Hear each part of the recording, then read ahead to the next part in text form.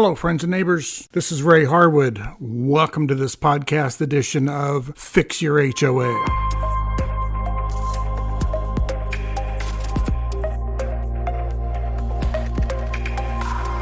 So why am I doing this? I'm doing this for you. I've been involved in HOAs now for several years. I've done the deep dive. I have first gone to every board meeting before I was even on the board. When I moved in, I just decided, I was at the election and things were happening, and I'm like, come on, what's going on here? I attended every board meeting until the next election, at which point I ran for the board and I got on the board. And I've learned so much. I was secretary, and I basically grabbed every document that I could possibly get my hands on. That included financial documents, it included all of the old meeting minutes, it included as much information as I could possibly gather. And then I became president, and I began diving even deeper into things that were in the documents, the financial reports. The management company had a really good reporting system that I could get some data out of. And so I really did take the deep dive in there, and I learned a lot. Most of what I found wasn't good. Not horrible. I didn't find, people stealing thousands of dollars or making decisions where they shouldn't have, and things like that. But I found things that I just wish someone had told me about before. And as I talk to other people in other HOAs, I'm finding out that they don't know these things either. And as I've gotten more involved in sort of the HOA business a little bit, I'm talking to business development managers and high-level people at a couple of management companies. I'm going, look, here's my understanding of your business model and your revenue stream and how all of that stuff works. And I'm telling you that if most of the HOA board of directors, officers, members of associations knew how this operated, you guys would be in big trouble and you would have to change your business model. And in general, they look at me and go, you're right. No one has ever really explained from an HOA's perspective what our business model is as good as you. So I'm doing this primarily to help HOAs, but not boards of directors and certainly not management companies. I'm not a fan of management companies. I think management companies are a necessary evil. We have to have them.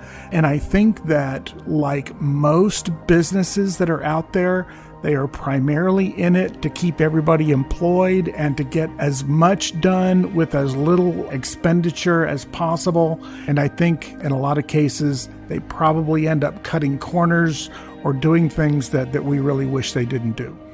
So I want to help boards and officers and association members figure out how to get together, look at things, make the association what it should be, which is a well-run business for your neighbors. This is not for the board of directors to hammer on people in the neighborhood.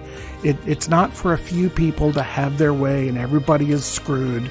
It ought to be the sort of thing that everybody knows who the president of the association is.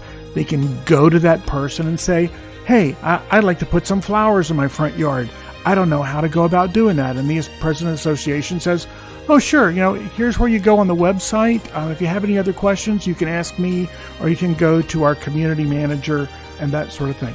But I'm also here really to help association members, people who are not on the board, people who are not officers, people who are not directly involved in the day-to-day running of the association, because I think all property owners in an HOA, in a community that has an association, that you should understand what's going on in your organization.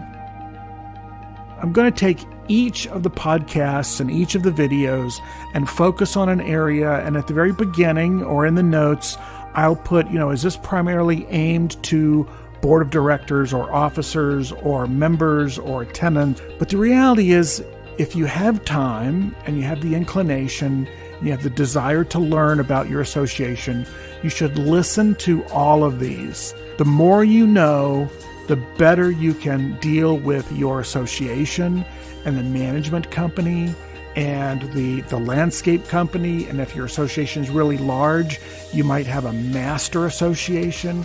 You might have some people on staff actually employed by your HOA. My particular HOA is fairly small, 345 single-family homes here in Avondale in Arizona, not far from Phoenix. And, we don't really have any employees. We don't have a bunch of amenities. We've got a couple of playgrounds. We've got a couple of green belts, a couple of picnic tables, nothing really big. But there's a lot that goes on in the HOA in order to take care of all of the resources that we have. And you drive around and you kind of go, well, this is just a small community and there's not much here. But I will talk about the reserve fund and the reserve study, which looks at all of the assets of the HOA and shows what the maintenance should be for those long term. And so you'll get to see really that even for the most basic of HOAs, there is a lot going on. So I welcome you to the podcast. I hope you'll look at the website, fixyourhoa.com, and also look up Fix Your HOA on YouTube and get involved with your association, but learn about it before you go jumping in. Go to a couple of meetings. You don't really have to attend all the meetings. There should be ways for you to learn what's going on without going to the meetings and spending a lot of time. But the more you know, the more you'll be able to deal with the HOA and it not really, be the big oppressive thing that a lot of HOAs end up being. I'm Ray Harwood. I appreciate you listening. Come back again soon.